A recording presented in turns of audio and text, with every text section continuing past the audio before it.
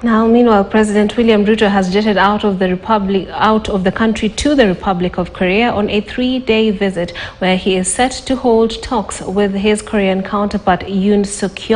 The two countries are set to sign bilateral agreements on boosting agriculture infrastructure, among other development matters. The president's visit comes after his visit to the DRC, where he held talks with his counterpart Felix Tshisekedi over the peace situation in the eastern part of Congo, spearheaded by retired President Uhuru Kenyatta. Grace Nganga with the details.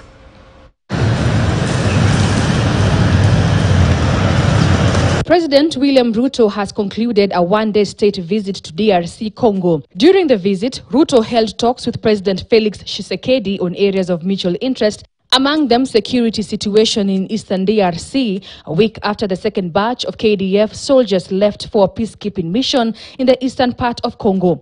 We are committed under the East Africa community to do whatever it takes to support His Excellency the President, to support the government of DRC and the people of DRC so that we can have peace in this country.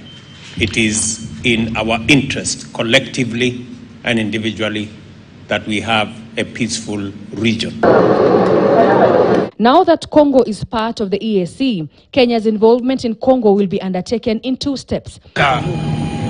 The first one is the political process of resolving the conflict, which is currently ongoing and is being undertaken by retired President Uhuru Kenyatta, who has been appointed as peace envoy for the Great Lakes region and the Horn of Africa. Kenyatta has been to Kinshasa, DRC, in search for peace. The second one is the military process, following the East African Community decision in June to send a combat mission to the DRC to either militarily defeat the mainly Tutsi group or force it into smoking the peace pipe with Kinshasa. The ambitious operation, known as the East African Community Region Force, will have between 6,500 and 12,000 troops, who will initially come from Kenya, Uganda, Burundi, Rwanda and South Sudan. The decision by Kenya to send its troops has been said to be geared towards safeguarding economic interest in Congo.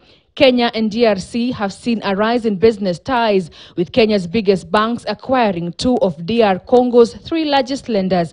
KCB Group announced a 15 billion shilling deal to take over Trust Merchant Bank, one of the DRC's 3 largest banks, behind Equity Commercial Bank of Congo, and the largest lender, Robank, which together control over 2/3 of DRC market. Ruto is now in the Republic of Korea for bilateral talks. Grace Nganga, KTN News, Nairobi. Now, that story by Grace Nganga draws KTN Prime to a close. Thank you so much for